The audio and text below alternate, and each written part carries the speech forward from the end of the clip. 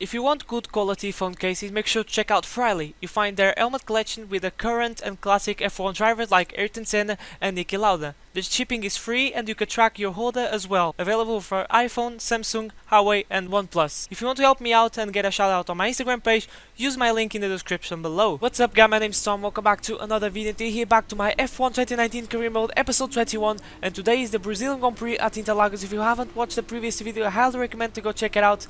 And let's see what we can do this weekend. We're going to have some changeable conditions at the later stages of qualifying, and we'll see what we can do because Brazil is a very strong track to the AI. So I'm going to be honest with you, I'm not expecting big things for this episode. Let's see if we can continue our points finishing streak in this Brazilian Grand Prix. In terms of the performance shot, now we've been overtaken by Renault, so we are a little bit far now from Alfa Romeo. We've been dropping a little bit in terms of pace, but you never know, especially when the performance chart sometimes doesn't tell the whole story. So without further ado, let's go to qualifying and let's see how this car behaves in one lap pace. Welcome to qualifying here in Interlagos as the cars are readying up for what's likely to be a very important session. When it comes to getting lap time out of this circuit, it's traditionally been about maximising top speed. Do you simply remove as much downforce as possible, hang on in the corners and max out down the straights? Top speed is a key factor for this circuit. Even if you can achieve the same lap time as someone running less wing than you, chances are you'll find overtaking difficult if you have too much drag. And here we are on our first lap in Q1. I'm gonna tell you the pace has been a little bit shaky on the practice session, so we'll see if it's not that shaky in qualifying. Of course, the line is in 19.8, 6 tenths off the fastest time that is of our teammate Lucas Weber. And now we did a cool down lap into another one, and now we are 3 tenths up across the line, and it's enough to improve us into P11. But we are still a little bit far from Lucas Weber, and as you can see, we are in P16, so we are in a knockout position, so we're going to be forced to go out on the track once again. And by the time that we're doing our final run, we are in P19 and getting a little bit of dirty air of the Haas of Kevin Magnussen, so it's not that great, but he's going to pull over and we're going just try to go around the outside, but then he comes back and he ruins our run. Thankfully we don't have front wing damage, so we can rest a little bit and do another one. At the moment we are in peak 16 actually, so maybe this is a glitch where the times are deleted from the AI. I don't know if that's a glitch, but we'll see what we can do. For the first corner, the Senna S is the corner that I struggle a lot comparing to the AI, and this corner as well I think is the Cida del Lago. I don't know, I'm really bad with corner names, but the car getting a little bit unsettled, and through the last corner, through the last proper corner, is very important to get the back as you can get the best spin of this on the engine. Overtake mode, max revs, open the DRS, all the juice that we can get from this car is not going to be a big improvement, not even a tenth of a second, and we're going to cross the line, and unfortunately we are out of Q1 of this Brazilian Grand Prix. It's been a while, right? I don't remember when was the last time that we've been knocked out of Q1, but as you can see, P18, all faster than the Williams cars, which now are pretty decent, but things were really close. The field only separated by a full second, almost, but we're not going to give up. We'll see what we can do in the race. Normally the pace is a little bit better comparing the AI, so let's see. Let's go to the grid and to the Brazilian Grand Prix. Where there's a will, well there's a way. And nowhere has that fact been better demonstrated over the years than here at Interlagos. Remember Senna winning while fighting a gearbox that was jammed in 6th? 5 Drivers' Championship deciders in a row between 2005 and 2009. And of course, the passionate Brazilian fans packing the grandstands to capacity every year. And they're not about to stop now. We're racing today then at Interlagos, a historic 2.7-mile circuit and one of the few anti-clockwise tracks on the calendar. 15 corners in total, 9 to the left and 6 to the right, with a technical middle section opening up to a flat-out Sector 3. That gives us our best passing opportunity down into Turn 1. And I'm joined once again by Anthony Davidson to bring you the lowdown for today's race. So, let's briefly discuss Lewis Hamilton. They've had a fantastic campaign, it's been a wonderful year, and they come into this weekend's Grand Prix as a fully deserving champion. It really is well deserved. I wouldn't say it's been a faultless title challenge, but certainly one that has been consistent and well managed. Here's hoping they let off a bit of steam today and give us an exciting race. It's time to take a look at our starting grid for today's race. Valtteri Bottas lines up on pole position, and it's Lewis Hamilton alongside. As we continue through the rest of the grid today, we have Leclerc, Vettel, Daniel Ricciardo, and Faber, Raikkonen, Butler, Kvyat, and Lando Norris, Perez, Magnussen, Max Verstappen. They'll be starting further back after an earlier grid penalty. And Grosjean, Gasly, Thomas, George Russell, and Robert Kubica. Stroll and Nico Hülkenberg completes the grid. And now it's time to head down to the track. Thanks to some grid penalties, we're going to start in P16 ahead of the start of this Brazilian Grand Prix. The recommended strategy from Jeff is a one-stop, starting on the softs and then go to the mediums, but to the hard, sorry. But I don't like to use the hard tires because I think it's an awful tire to race. I said this in previous episodes, so we're going to risk a little bit, take a gamble, and do the two-stop. We're going to fit 2 sets of softs and then switch to the mediums. We have the option to go to the soft to the mediums, but I think that's very hard, especially when we are in Season 1 where the tire wear is not the best. Pierre Gasly starting in P15 and Verstappen in P13, so the Red Bull way down the order, but here we go, ready to start of the Brazilian Grand Prix, 5 red lights. And it's lights out and away we go, 36 laps ahead of us at Interlagos, and it's been a good start for Pierre Gasly ahead of us. Not so good for us, but we'll see what we can do. Heading into turn 1, Robert Kubica with a massive dive bomb, and Grosjean really squeezed off to the track, sorry. And we are into P16, so we gain some, we drop some positions, we maintain our position, sorry, Jesus, I can't talk.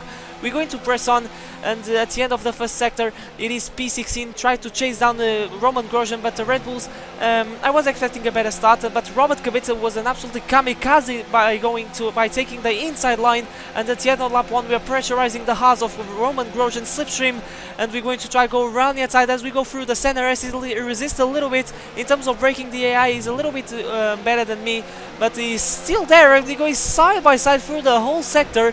Now it's going to be a drag race as we go into turn 4, and these guys are getting so much close to us, but we're going to take the outside line once again on Grosjean, and this should be no, he actually gets a traction, the better enough traction to get us alongside, and now we're going through the long right-hander, and we take the inside line, and we take P15 of Grosjean. So a very nice scrap with the Frenchman, and we're going to try to press on because I think the pace has been really good at the moment on these soft tires, and this is for the race lead. Let's go Charles Leclerc around the outside of Valtteri Bottas, and maybe he's going to take the lead because he's going to have the inside line. They're still side by side like me and Grosjean lap before, but Bottas is going to hold round the outside the lead of the Grand Prix. What a defensive job from the finish on the Works Mercedes, and he gets the lead back in a great fashion, I should say. But now this is Lucas Weber. He's way up the I think he's in the points, but he's going to make a massive dive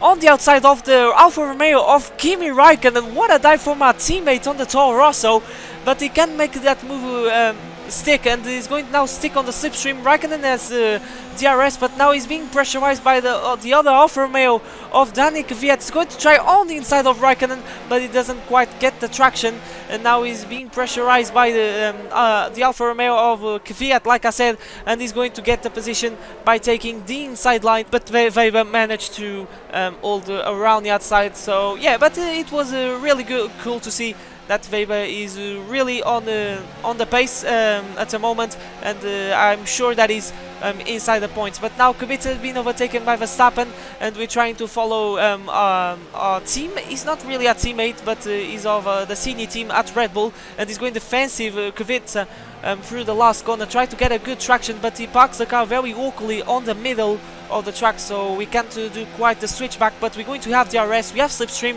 He has DRS as well, but he's very far from Verstappen to get some slipstream, and we're going to overtake him pretty easily. And into P13 we are at the moment, I believe. So like I said, pace on the softs has been really good on the first stint, so let's try to press on because I think points are possible in this race. So we're going to press on, and as you can see, we are catching a huge strain that is led, I believe, by Daniel Kvyat, I believe, but we are getting some slipstream on Verstappen. Jeff telling me if I want to switch to one stop. No, we're going to do the two stop today, but we're going on the slipstream of Verstappen, and we're going to overtake the Red Bull, I believe. Down on the inside, we go through the Senna S, and we locked up a little bit, and we're still side by side, but Verstappen gets a better run on the inside, and we're still side by side like we did on Grosjean. But now we are in the inside line. We're going to open the DRS. Verstappen has the DRS, and it's going to be a drag race as we go through the left-hander, and we're going to take the inside line. Now we're going to try to squeeze a little bit more aggressively, and gave a taste of his own medicine, because Verstappen is aggressive, as we all know, and we are into P13, but on lap 9 he started to be fast again, and then I said, okay, I'm going to let him go, because I don't want a civil war, and let's see if we can follow through with his slipstream. And I think it was the best option, because we are outside of the points, and this train is not showing any signs of improvement, because no one is overtaking each other. We're seeing Verstappen overtaking Magnussen, but it's because it's a much faster car, the Red Bull, because the midfield cars are not making moves. So I decided to take a little bit of a gamble and bit 2 laps earlier, and we're going to fit another set of soft tires, and hopefully we can jump on these guys. And I believe that these guys are in of these guys are in a one stop, so we have to gain a lot of time on these guys if we want to finish on the points. So that's the gamble of taking the 2 stop today, and we have to take one more stop there, where we're going to fit the medium tires. At the moment we are in last place, but hopefully we are going to overtake these guys. They are stuck on the DTR. Now this is Verstappen that is pitting, so we'll see the strategy of the Red Bull. So he's going to fit the hard tires, so he's going till the end of Grand Prix. He's fitting the one stop, which it makes sense in some way, because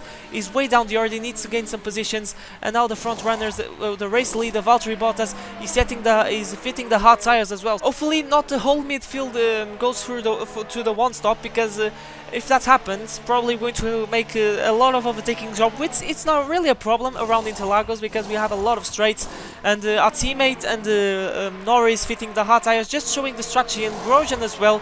So probably we're going to be the only one doing the 2 stop today, and Kubica as well fitting the hard tire. So strategy maybe is going to be simple for the AI, not a lot of variations. And on lap 14, just showing that we overtook Verstappen after fitting the hard tires. So the undercut is working. This shows that the undercut is working, and this is Lucas Weber leaving the pits, and we are ahead of him. Actually, we are ahead of Lucas Weber. Now he's side by side with Verstappen, and this is Weber versus Verstappen. He's going to lock up and make a little bit of contact with Verstappen, and the Red Bull gets the position of Weber, but with a little bit of contact, a little bit of a civil war at Red Bull, I don't know.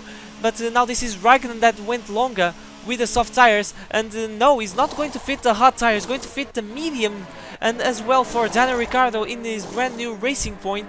So maybe the strategies are a little bit different, but I think the one stop is the pattern strategy for the AI today, and as well for Sergio Perez and Pierre Gasly that is changing his front wing, which is very unfortunate. So Gasly is going to lose a heap amount of time, and he has another mountain climb. He's actually ahead of us in P10, taking the final point. And now we're overtaking some guys there. The guys there are fitting the medium tires. So just to show that the undercut has been really powerful today at Interlagos. And we find ourselves in P8. Yes, it is P8 with Raikkonen ahead of us. And the final guys making their stops, including Lance Stroll and Daniel Kvyat. And this is going to put us, I believe, in P6. But remember, we have to pit again to the medium tires. And we're going to do so. It's been a pretty lonely second stint. We did the best job as we can, and we're going to pit on lap 23. Here we are going down the pit lane, and we're going to be out of the points, but hopefully we're going to have a better rubber than these guys, have a better pace, and let's see if we can try to score points. It's not looking good at the moment, but you never know what can happen. And we are at the moment in P12 as we are leaving the pits, P12, P13, as Magnussen overtook us on the hard tires, and we are at the moment in P16 with a huge train, as you can see. And the next victim ahead of us is Lando Norris, but there's Robert Kubica that is coming out of nowhere as we go side by side through the left half through turn 4. We're going to make a dive bomb in these cold tires, but most importantly we got the position, and we're not going to lose time with the Williams car. are, and there's some side-by-side action as you can see, but Norris going so slow through the long left-hander, and we're going on the inside through the last proper corner, and we are in P15. So this shows that the pace is very strong comparing with these guys. They are on one hot tires, and lap 25 already. We are in the back on the gearbox of Roman Grosjean, so we're going to overtaking once again after overtaking at the end of lap 1. Open the DRS, and it is a pretty easy move. As you can see, the engine has been pretty decent at the moment. I'm going with a low downforce setup as well, and the yellow flags at the end of lap 26, and it is Valtteri Bottas, the race leader, that is out of the race. Oh, that is very unfortunate after leading the race, and Bottas is having in these last few races a lot of bad luck with some engine failures and being down here like in the last episode at USA Grand Prix. But we are making some inroads in these last stages of the race, but it's not looking good for scoring points. But into P12 we go as we overtake Lance Stroll with the DRS open through the start-finish straight, the second move in a row after overtaking Grosjean, and eventually on lap 32 we are in the back of Kevin Magnussen. Open the DRS, we are on low fuel, but don't worry, we're going to manage that, and we're going around the outside. Magnussen actually resists a little bit, but we get a better traction, and we are still side by side, so Magnussen doing a brilliant job on those hot tires, but we have the better grip, and we are into P11. Yes, it is P11, and Gasly is taking the final point, so not making much of inroads, and the Red Bull driver. And this is Lance Stroll versus Kevin Magnussen. Stroll locks up a little bit and is going to spin his racing point mid-spin, and Stroll ends up to the grass and losing some positions. But that has been the race. He's going to be P11, so close from the points yet so far, because Gasly had I tried to catch Gasly because yeah, I want points, but unfortunately he had a much better pace. So for the first time we're not going to score points since China, so it's been a while, but a little bit sad, but yeah, that's how things goes. Okay, pick up rubber and bring it home.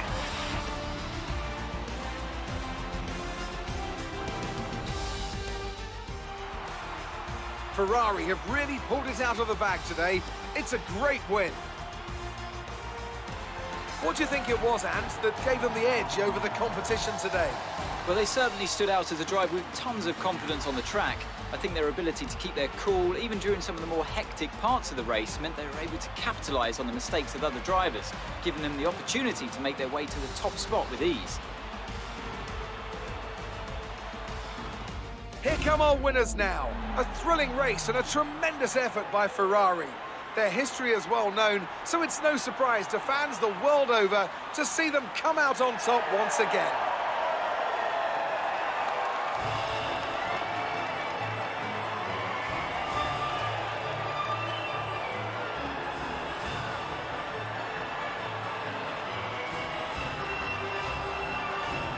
A bit disappointed, yes, because it's been a while since we didn't score points, like I said. But fortunately, our teammate Lucas Weber managed to score some points. He finished in P8, he qualifying in P6, so absolutely kudos to him. He made an absolutely good job in the Toro. Maybe the Toro Rosso, the Interlagos track, is not a very good track for the Toro Rosso, but that's how things go. Like I said, it happens sometimes. And in the championship standings, we are still in P7. And it's looking good for us to finish in P7. I believe that we are 22 points ahead of Sergio Perez, making some quick maths. So I think the 7th place is decided, but not so much for P4, because Alfa Romeo made a huge gain this weekend, and they are not very far from us. So we have some work as we go through the final race of Season 1 at Abu Dhabi. But that has been the episode, guys, so thank you so much for watching. Make sure to smash like and subscribe channel if you need to see plenty more Formula 1 content. We're going to adapt these 2 engine parts because we're going to have a season regulation change, and hopefully we're going to have 2 major aero upgrades ready to the season finale in Abu Dhabi. So guys, once again, thank you so much for watching. Yeah, finally we didn't score any points, which is not a good thing, but consistent has been always there, despite losing some pace now in the closing stages of Season 1. But now it's time to say goodbye. My name's Tom, and I'll see you guys for the Season 1 finale at Abu Dhabi. But for now, it's goodbye.